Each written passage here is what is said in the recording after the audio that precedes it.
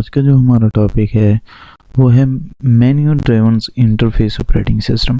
Means कि आपको जितना भी काम करना पड़ता था वो सारा किस में होता था, मेन्यू के अंदर होता था। मींस कि जैसे आपको ये मेन्यू नज़र आ रहा है सारा, जैसे कि आप लोग एटीएम पे जाते हो तो एटीएम में जितना भी काम हो रहा होता है वो सारा मेन्यू बेस्ड हो रहा होता है। यहाँ पर भी ऐसा एक ऑपरेटिंग सिस्टम बनाया गया था जिसके अंदर आपके पास सारी मेन्यूज़ आती थी। मेन्यूज़ के ज़रिए आपको क्या करना पड़ता था, वर्क करना पड़ता था, काम करना पड़ता था, और आप मेन्यू से ही सारी चीज़ों को सिलेक्ट करते थे।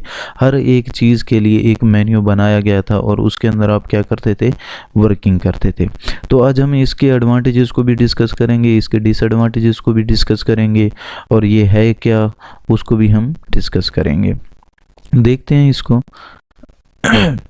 कि मेन्यू ड्रिवन प्रोग्रामिंग है क्या। Menu driven interface an interface consisting of the series of the screens which are navigated by the choosing the options from list. कि हम ये क्या था कि इसके अंदर मेन्यू ड्रिवन इंटरफेस वो प्रोग्राम्स था या वो ऑपरेटिंग सिस्टम था जिसके अंदर क्या थी कि एक सीरीज ऑफ द स्क्रीन थी। मीन्स कि बहुत सारे आपके पास मेन्यूज आते थे, नेविगेटेड्स आते थे, जिसके में से आप क्या करते थे, ऑप्शंस को चूज़ करते थे। उन लिस्ट बनी हुई होती थी, जैसे कि आजकल आप मेन्यू के अंदर लिस्ट देखते हो डिफरेंट किस्म की, तो उसी तरह आपके पास लिस्ट बनी हुई आती थी और आप क्या करते थे, उसमें से वर्किंग सेलेक्ट करते थे, मेन्यू में से क्या करते थे, चूज़ करते थे, और फिर क्या करते थे, उस पर सेलेक्ट करके काम करना कंप्यूटर को दे देते थे। That is the menus. कि ये आपके पास मेन्यूज़ थे। Menu is not used has to refers to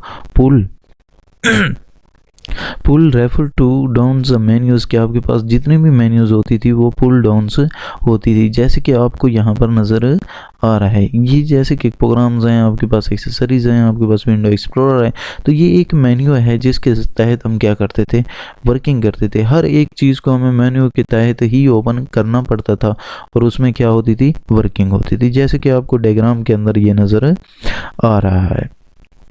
उसके बाद but to list of the options on the screens that's lead to other screens.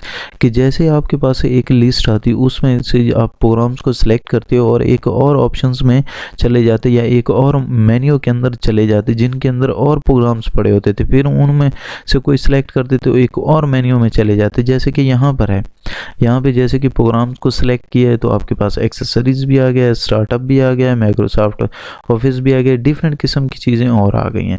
फिर उससे एक और मेन्यू निकला है इसी तरह का आपके पास जो पहले यूज होते थे, जैसे कि विंडो 98 हो गई, विंडो मिलीनियम हो गई, या विंडो आपके पास 85 हो गई या 95 हो गई विंडो आपके पास। ये सारे जो ऑपरेटिंग सिस्टम थे ये सारे क्या थे, मेन्यू पे डिपेंड करते थे और मेन्यू बेस्ड थे। मीन्स कि हम जितना भी काम करते थे वो मेन्यू से ही करते थे और जितना काम कर रहे होते थे वो मेन्यू से ही हो रहा होता था। हर एक चीज़ के लिए डिफरेंट किस्म की मेन्यूज होती थी जिनमें हम क्या करते थे, वर्क परफॉर्म करते थे। फिर उसके बाद हम क्या करते हैं कि इसके कुछ एडवांटेजेस देखते हैं कि एडवांटेजेस इसके क्या हैं। Advantages, it is not necessary to remember a long list of the manual commands. कि इसके अंदर कोई ये नेसेसरी नहीं था कि आपके पास ये रिमाइंडर्स देता उसके अंदर या लिस्ट देता। मैनुअल भी ये काम करता था जिसके अंदर हम क्या करते थे, कमांडें लिखते थे या डिफरेंट किस्म की कमांडें हम डालते थे और वो ये उसमें क्या करता था, वर्क करता था। जैसे कि CLI काम करता था या DOS काम करता था, disk operating system. Simple interface for the नोविसेस।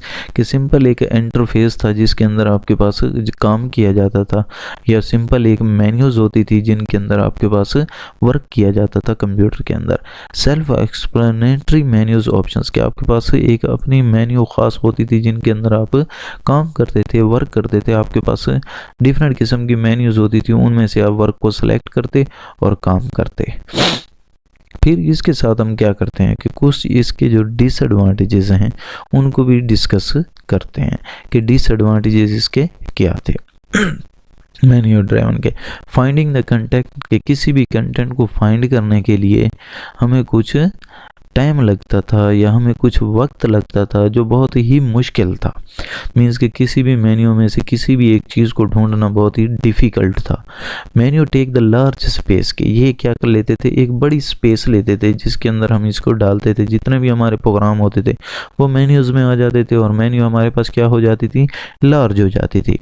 If there are the many menus के, इसके अंदर बहुत सारी मेन्यूज़ मौजूद थी, and the also sub menus के अंदर, then it becomes the sometimes, कि कुछ टाइम ऐसा भी होता था कि difficult to find the required page, कि एक ख़ास पेज को जो फाइंड कर रहे होते थे या ख़ास एक टास्क को जो फाइंड कर रहे होते थे तो बहुत ही मुश्किल हो जाता था, बहुत ही डिफ़िकल्ट हो जाता था उस चीज़ को ढूंढना। Menus take the large space, कि ये क्या लेती थी, एक लार्ज स्पेस लेती थी। If you had the work, कि आप कोई भी काम कर रहे हो with the command line interface के अंदर, then you can type the commands, आप टाइप करोगे commands, and your the work is done quickly and no extra space is consumed, कि ये बहुत ही तेज़ी से काम करेंगे और आपके पास कोई भी एक्स्ट्रा स्पेस नहीं लेंगे, लेकिन आपके पास मेन्यू ड्राइवन लेती थी।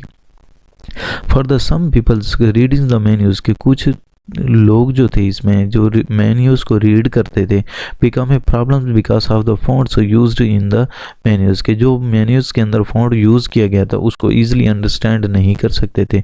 उसको अंडरस्टैंड करने के लिए इनको प्रॉब्लम होती थी, कोई ना कोई मसला होता था, जैसे कि आई का हो गया या आई फैक्ट्स हो गए, तो उनसे क्या होता था कि आपके पास आई का जो पेशेंट है तो वो इसको मेन्यूज़ को नहीं देख सकता था, सही उसमें काम नहीं कर सकता था।